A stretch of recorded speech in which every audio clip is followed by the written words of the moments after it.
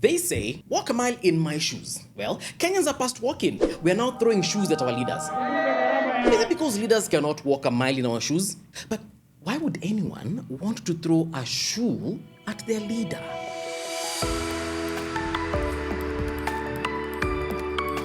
According to the head of presidential projects, one Dennis Itumbi, the reason as to why people are hurling shoes at President Ruto is their demonstration of love, a deep-rooted affection that can only be expressed by throwing a shoe. Perhaps Kenyans who wanted to express this deep-rooted affection took heart the band's song, Uliza Kiatu, literally. Okay. Anyway, Kenyans are going through a lot of trials and tribulations, and perhaps it is only the shoe that feels this better. Trekking to go and seek for jobs when actually there are no jobs, only the shoe would express this kind of affection and gratitude right? Because when words fail, ballots betray, and leaders forget, maybe the only thing left to communicate is a flying loafer. But why are Kenyans throwing shoes? Has the humble footwear meant to walk on roads never tarmacked become the weapon of the voiceless? Now walk a mile in my shoes. Mlolongo's member of county assembly was literally made to walk a mile in the shoes of Mlolongo residents. Let me jog your memory a bit. MCA atembee, barabara yetu ni mzuri.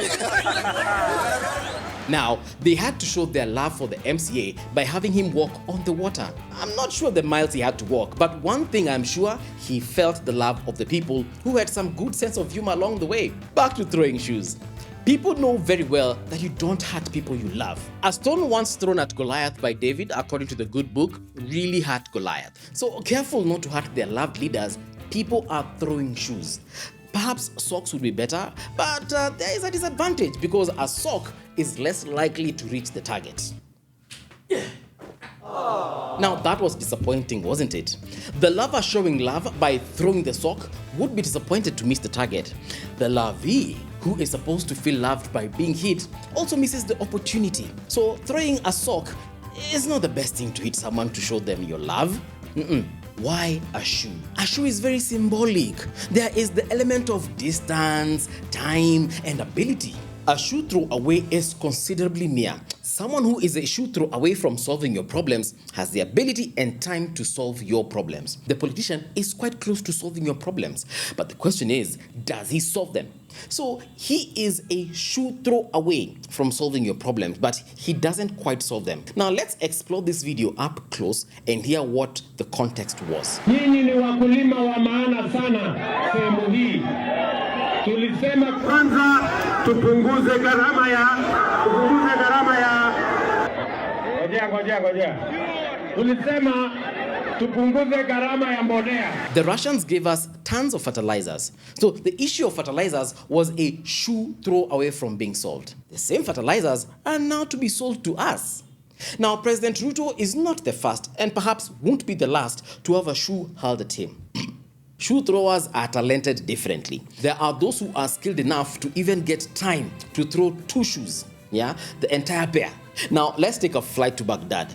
President Bush was addressing keen journalists at a press conference when, boom! Shukran zero.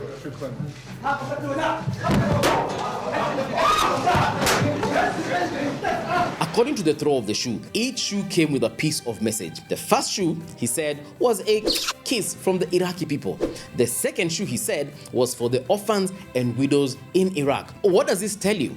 That the action was a gesture on behalf of the affected people of Iraq. Whereas some will call it assault, some will call it remote love. You've heard of long-distance relationships? Yeah? Well, this is long-distance accountability. Like saying, sweetheart, be accountable. Don't mess with my heart. All right? And before anyone rushes to condemn, let's remember, the government has thrown far worse at us. Taxes, inflation, school fee hikes, scandals, budget cuts. If the government has thrown all this at us, why should one shoe, an expression of affection, be such an issue? In this context then, therefore the shoe is not the offense, it is the response. When young people are shot in parliament, what did the parliamentarians do? Aren't they supposed to be protecting the people? What did they do? No response. But then, when, and this is very unfortunate by the way, one of their own is attacked, they raise their voices very loudly.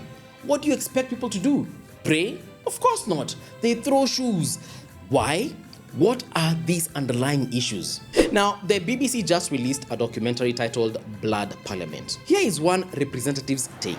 And we understand, Mr. Speaker, even in media, that the BBC is funded by taxpayers' money in Britain, meaning that BBC is funded to push the foreign agenda of the British people internationally, Mr. Speaker. Is it the people of Britain who are pushing a draconic bill down the throats of struggling Kenyans? What about the families of those who lost their lives? This member of parliament threw such statements, not caring about the families of the deceased. We agree that our fellow Kenyans lost their lives, unfortunately, but we also moved on. Words can be stronger than punches. Now, between these tearing words and the harmless canvas shoe, which is worse? That was not enough. To add salt to the injury, It happens world over. People are killed, our people are killed. We sympathize, we moved on. now, this idea of moving on has been used to bury many injustices. So you just want the families of the affected persons to casually accept and, just move on. Now, in the current context where the MPs unfortunately lost one of their own, would it be fair if we also say, let's accept and move on? Wait a minute. Why are there cries for expedite this particular investigation? Why not expedite all investigations? Come on, waheshimiwa. You have thrown many stones to the people. So if people throw back a loafer in retaliation, no politician should duck. You should pause, smile, and whisper, I feel you. And if not, I love you too. Because love begets love. Moving on, throwing stuff at leaders isn't a uniquely Kenyan innovation, yeah? Let's not pretend we own the patent. Internationally, this form of expressive delivery has quite some global footprint. This form of love expression has been used elsewhere in the past, and this time round, shoes didn't feature in the show. France served their president a raw egg without consent. That was very close, although it didn't make it to his mouth. But hey, the forehead, it's not that bad from the mouth, yeah? Is it? What do you think? When breakfast hits a little too hard. French citizens were protesting multiple issues: pension reforms, economic inequality, unfair COVID policies, and general dissatisfaction with the political elite. Others elsewhere, specifically in Britain, served Macron something yummier. Nigel Farage has had a banana milkshake thrown in his face by a woman outside a pub in Clacton. The Reform leader was campaigning in the area for the first time since announcing he'll stand there as an MP in the election. The woman, who gave her name as Victoria, said she didn't come down to Farage's launch to throw the liquid, but, quotes, just felt like it. This was during the 2019 European Parliament elections. Farage was leading the Brexit party. His hardline stance on Brexit and immigration made him a polarizing figure. Here is your takeaway. It is not for me to judge how two lovers express their affection for each other. I'm not a professor of love, but all I would say is that clearly across the world, citizens have found creative ways to say, hey, listen. When leadership fails and voices are ignored, people turn to satire and symbolism, throwing shoes not out of hate, but as a powerful cry for accountability. It's not violence, it's protest with precision, a gesture that says, we cared and you disappointed us. This is Press Point. Press subscribe. Press Point. Press. Tupunguze gharama.